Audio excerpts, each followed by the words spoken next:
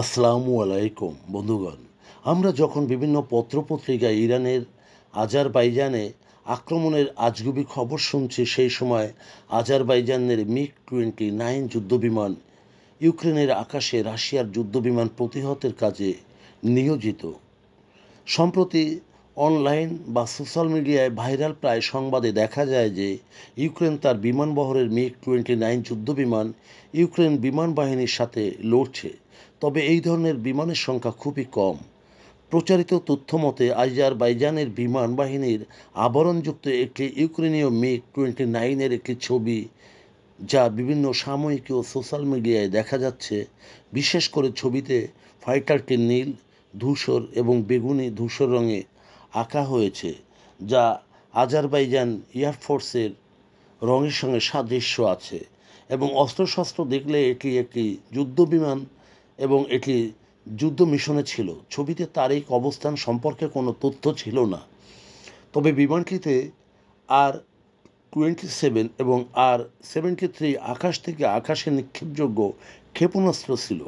সংবাদ সূত্র TWZ বলেছে যে বেশ কয়েকটি আজারবাইজানি মিগ-29 ইউক্রেনের হাতে চলে গেছে এবং এর আগে 2022 সালের গ্রীষ্মে লোভিড স্টেট এয়ারক্রাফট মেরামত প্ল্যান্টে মেরামতের জন্য 3টি আজারবাইজানি যুদ্ধবিমানের ছবি প্রকাশ পেয়েছিল, যা পূর্ণ স্কেলে যুদ্ধ শুরু হওয়ার পর থেকেই বিমানগুলি ইউক্রেনে থেকে যায় এবং বিভিন্ন মিডিয়া তথ্য মতে এটি ইউক্রেনের নিয়ন্ত্রণে এসে পড়ে। 2022 সালের মার্চ মাসে লোভিড প্ল্যান্টে রাশিয়ার হামলায় মৃতদের মধ্যে একজন জীবিত ছিলেন। সেই সময় বিমান রাখার বৃহৎ এই হ্যাঙ্গার ধ্বংস হয়ে যায়। লোভিড প্ল্যান্টটি রাশিয়ার অন্যতম লক্ষ্যবস্তু ছিল, কারণ এখানে ইউক্রেনের মিগ-29 ওভারহোলিং করা হয়েছিল এবং সেখানে আজারবাইজান সহ বিভিন্ন দেশের যুদ্ধবিমান পরিষেবা দেওয়া হয়। তবে এখনও গুজব আছে যে আজারবাইজান অপ্রকাশিত থেকে ইউক্রেনকে অস্ত্র, গোলাবারুদ, জ্বালানি, যুদ্ধবিমান সহ সহায়তা প্রদান করছে, যা এতটাই গোপন যে তাদের মিগ-29 যুদ্ধবিমান রহস্য তৈরি হয়েছে।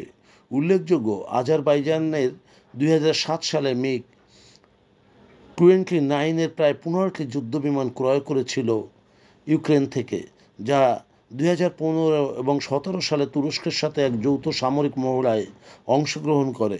যদিও অফিসিয়ালি আজারবাইজান থেকে ইউক্রেনকে সামরিক সাহায্যের কোনো আনুষ্ঠানিক তথ্য পাওয়া যায় না।